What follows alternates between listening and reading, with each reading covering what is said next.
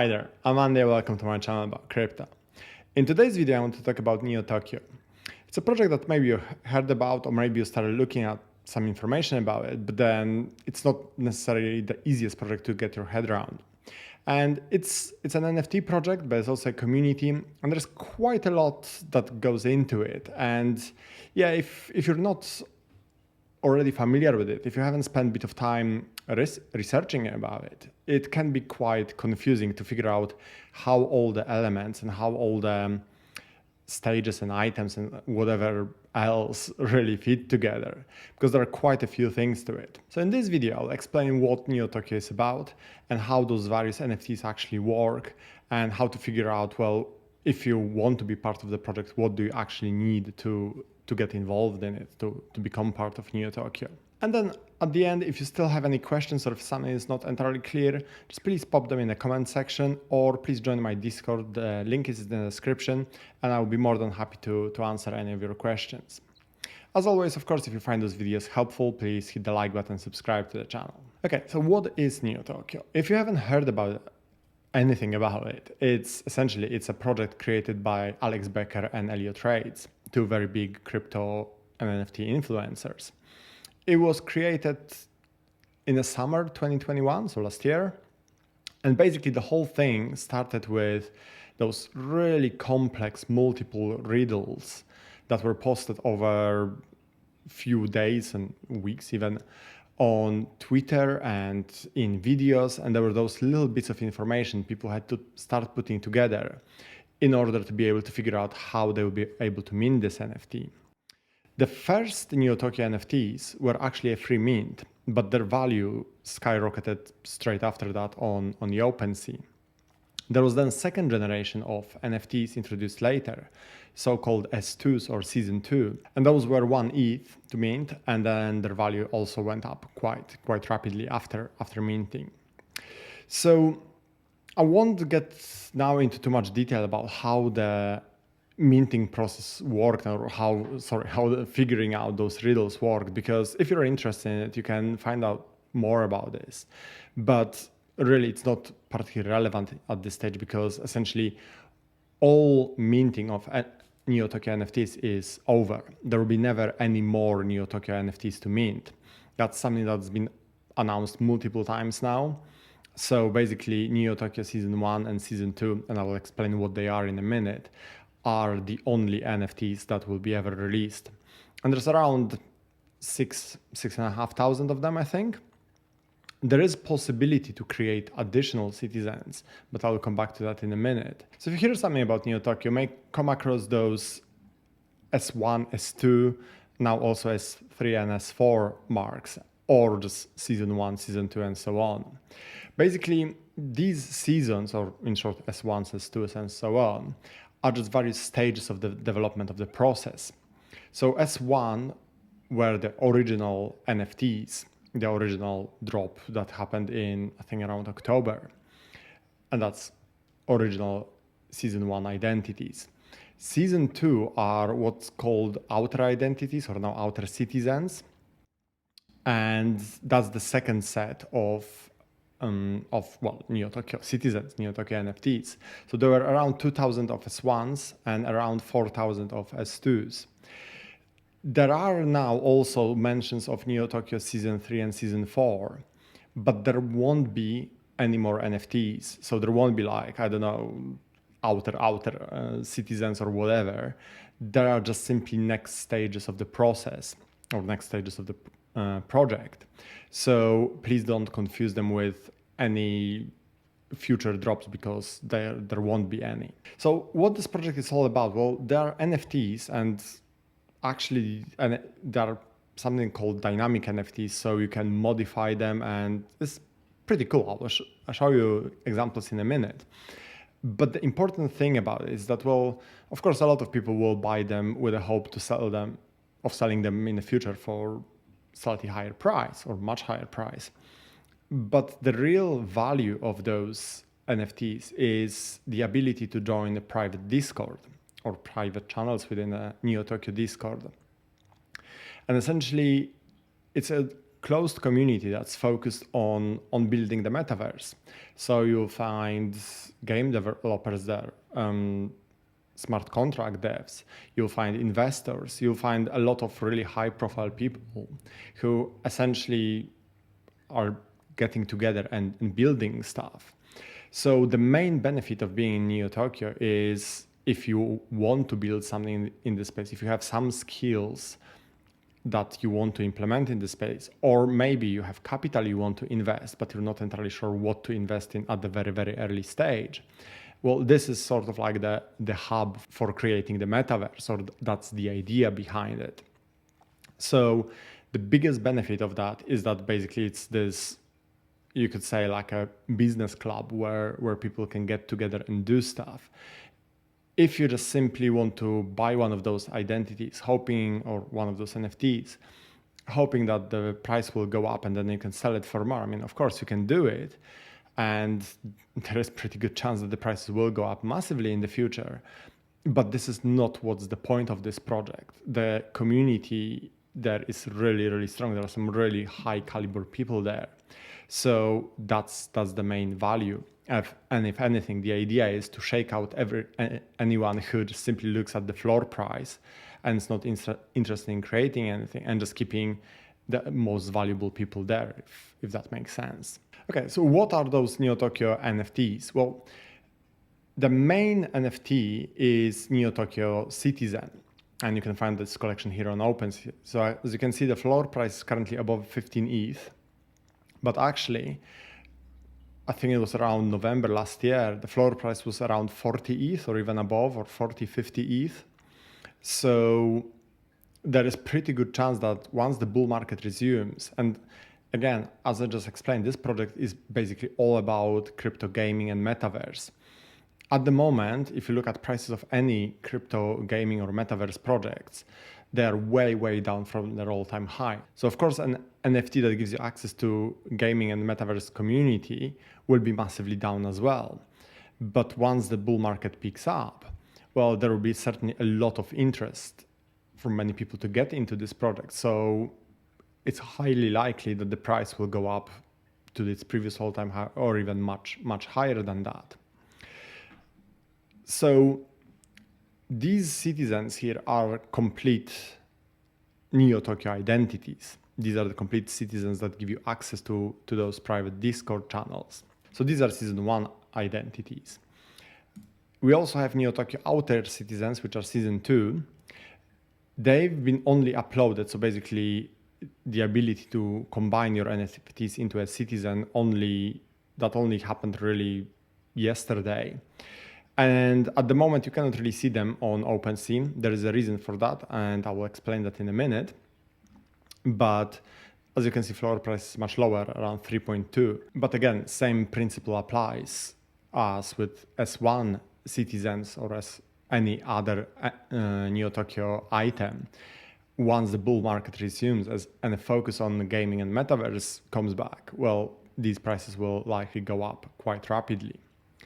But then if you look on OpenSea, there are lots of other things. So there are like identities, item caches, lands, and so on. And in fact, if you go to neotokyo.codes, which is like the main Neo Tokyo hub, let's go to the website. The website itself actually looks like this. And you can here mint or upload a citizen. So uploading is combining various items to create a citizen. You can trade your citizens, you can manage your citizens, join the Discord, and so on. Of course, Discord, well, you can only join the public channel, but to join the private channels, you will then have to connect your wallet and prove that you actually hold a Neo Tokyo NFT. Okay, so if you now go to trade, you can see here floor price of Season 1 citizen, and then individual items you need to combine to create that citizen. That's the floor price for the elites, so the most rare citizens. And here the same for Season 2. You also have the stuff listed here on the side.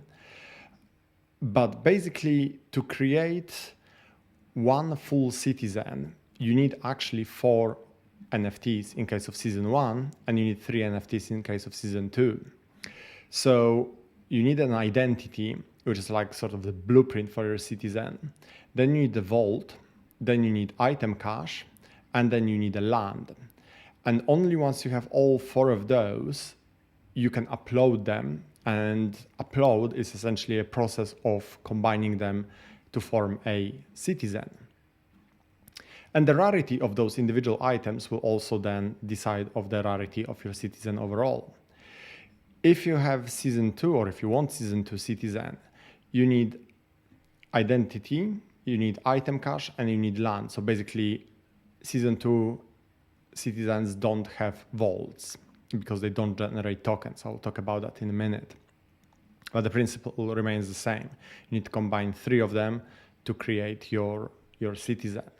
When those NFTs were originally minted, so for example, when season 1 was first minting, you would only mint the identity. The other items were then airdropped. Same thing happened with season 2.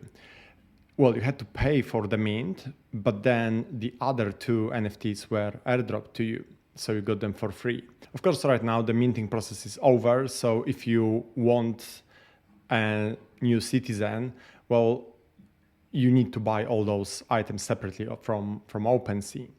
So I will show you an example based on season 2 because, well, there's one item less and also the floor price is much more accessible to most people. It's still not a cheap NFT, but well, it's far cheaper than season 1. So to create this outer citizen, first of all, you will need an identity.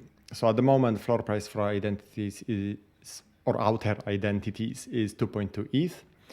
And you have all those bits of code. And then you have different colors and different frames and so on, or outlines. So if it's just this white or gray, if you prefer bit of code, that's the most common identity. If it's green, then it has slightly higher rarity. And then as the color of the text changes, so if we scroll down, you will see that there will be blue ones, and then purple, and then orange. Basically, they're becoming more and more rare, and of course, more and more expensive. As you can see, the cheapest blue is 3.4 ETH.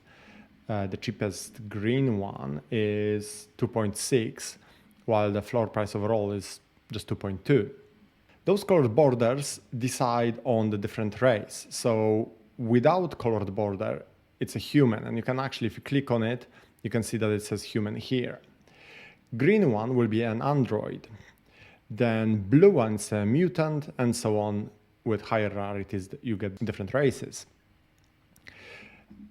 And if you click on one of those, you will see that actually this code, it gives you some sort of an idea of how your citizen will look like. So there is nose, there is hair, race, character class, in this case neighborhood watch, and so on, expression, eyes. So you get some sort of idea of how the citizen may look like, even though it's at the moment just a bit of code. Then we also have item caches. And again, this exactly same principle, depending on the color of the cache, it will be either more common or more rare one, or essentially we get fewer or more items. So if I click on a common one, in the weapon category, well, there is no weapon, it's just pinch. Then vehicle, there is none. Apparel, soccer parent 1, or it can be a hoodie or something like that. And helm, none. So then if I pick something a bit more rare, let's say this one, you can see now that weapon, or well, it's not so much of a weapon, but what the citizen will be holding in his or her right hand is a ledger wallet. Vehicle will be a canoe, then different outfit, in this case golf outfit, and then also helm, or well, I suppose head apparel. In this case, it's an earring. So basically you get more and more variety in terms of the look of your citizen. And then land, well, that will sort of decide where on the map, where in the Neo Tokyo city your citizen is located. Or in case of the look of the citizen, well, it will decide how the background will look like. And again, same rule with different colors and so on. So right now you cannot really see how the citizens look like on how outer citizens look like on OpenSea, because they were literally just started being uploaded yesterday. And the thing is that these are dynamic NFTs. So basically, most NFTs, well, there is some sort of an image. It's created from random features, but it's a one set image. With those citizens, they're not fixed. So depending on which identity you will combine with which item cache, and with which land, it will look completely different. And what's really cool about them is that look is not fixed. So for example, let's say that you created a citizen that has all the common, it is just a common identity, common cache, and common land. But later on you have a bit more ETH, you want to get a more unique one, or you find, I don't know, let's say item cache which has items that you really want. You can disassemble your existing citizen and reassemble it with a different item cache. That's why they are dynamic NFTs. You can basically change them all the time, but that also means that they're not sort of pre-made and can be easily uploaded to OpenSea, because, well, as they are being uploaded on Neo Tokyo website, essentially all those different NFTs are being combined into a full citizen. That's only when it's decided how those NFTs will look like. And of course, that then has to be fed to OpenSea. You can see how outer identities citizens look like here on bit.io, and basically just copy this address. And as you can see, they have overall similar style, but slightly different look than Neo Tokyo citizens. So slightly different backgrounds, slightly different features. To be honest, if anything, I think I actually prefer the outer identities, but I may be biased because I have one of them. So as you can see, some of them are humans. Then blue ones will be androids. And then there are some bit more unique ones here and there. They hold all sorts of items. So again, whether they have nothing in their hand, or they have some sort of a weapon or remote, or I don't know, bunny or whatever. It all depends on essentially what's in your item cache. And as you can see, some of them, they're absolutely crazy. And the backgrounds change depending on the location and so on.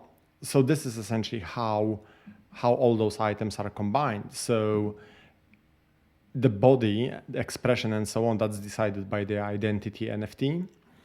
Then the outfit, accessories, and so on, that's decided by the item cache, and the background then is decided by the land you own. And all that together gives you a certain look. And then if you don't like that look, well, you can try to find different item cache or different land, and then disassemble your existing citizen and reassemble a new one. So yeah, that's quite different than how most NFTs work. There's quite a few things here. The main difference between season 1 and season 2 is that they have access to different hidden or private Discord channels. So they have different alpha calls. They are slightly different communities. They do mix with each other, but they don't necessarily, season 2 doesn't have access to all season 1 channels. And also season 1 citizens, depending on the vault and their yield, they generate bytes. So basically they generate a token, which currently is worth around $12. But there was a time that the price of those tokens was, well above 240 at some point. So again, there's pretty good chance. And in fact, even though that was a very temporary spike, for a long time, that price was sort of hovering between $80 and $100. So once the bull market resumes again, there is pretty good chance that this price may pick up again. Okay, so what I will show you now is how do you actually upload a citizen. So how do you combine those individual NFTs into one citizen. So you go to neotokyo.code's website. You go to mint upload, connect your wallet, of course the one that actually contains the NFT.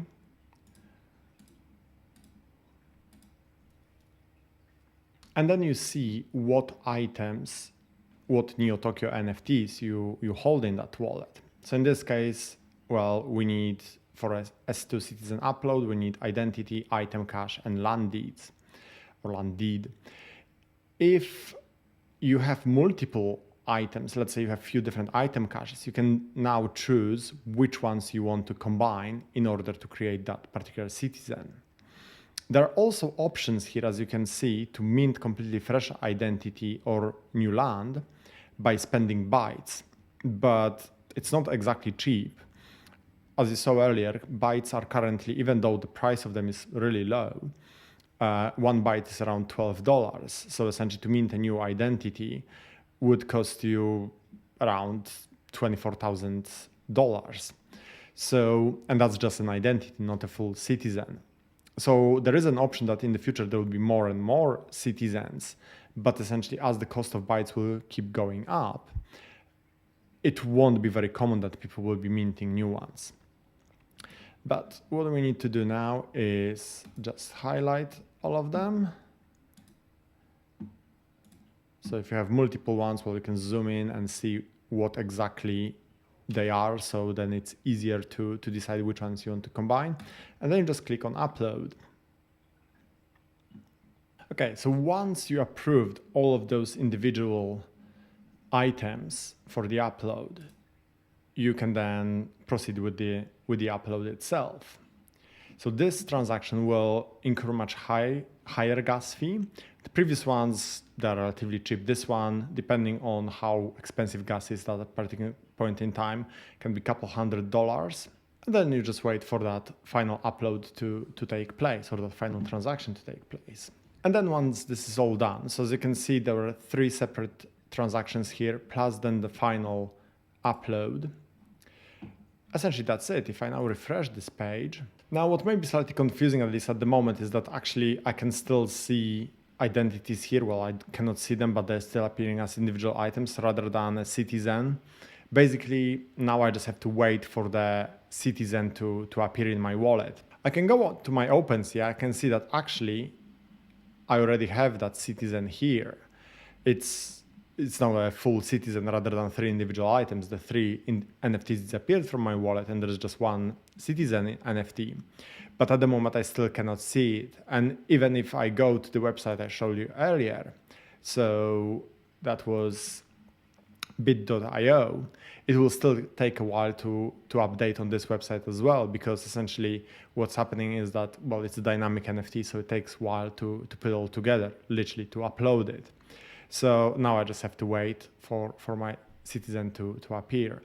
But yeah, that's pretty much all there is to it. So like I said, it's a bit of a different project than many other NFTs. And if you never come across this before, then it can be a little bit confusing. But at the end of the day, the important thing is that there are those 2 main levels. So season 1, season 2, which have slightly different access to different parts of the private Discord.